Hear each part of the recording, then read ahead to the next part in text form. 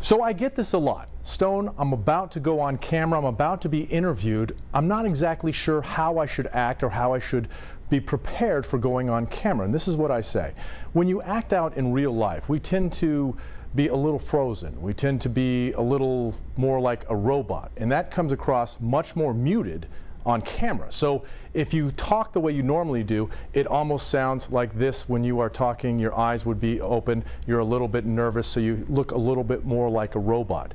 What I tell people is relax, you're talking to people, but you're using the reporter to get your message to the viewer. So you're talking to the reporter, but your real message and your real goal is to make sure that the viewer sees you. So you want to be more relaxed. You want to focus on not just the message, but on the way you portray the message. So you want to act naturally, but you want to act naturally what I call natural plus. So the plus is you want to bring it up a level that you would seem a little bit more uncomfortable. Talk more with your hands. Don't worry about how your hands may come into the picture, because your hands open up your body, your hands open up your voice, your hands open up your facial expressions. You want to use your eyebrows. Make sure that you raise them up more. Make sure that your mouth is a little bit more open.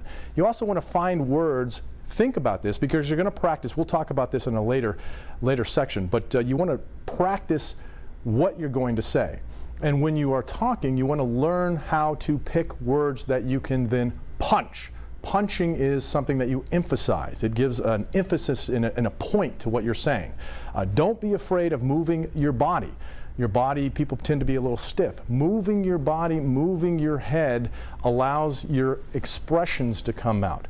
Otherwise, we get too stiff. You never want your hands down here. You never want your hands behind your back. You never want your hands right in front of you. You want your hands to be free to open. Remember that at the bottom of the screen in every interview, there's going to be, some people call it a lower third, some people call it a CG. It's something, it's about 1.5 inches on the bottom, and it's going to get rid of some of these hand movements. So don't be afraid of that. It may seem distracting when you're talking, but it actually will help you in getting your message across.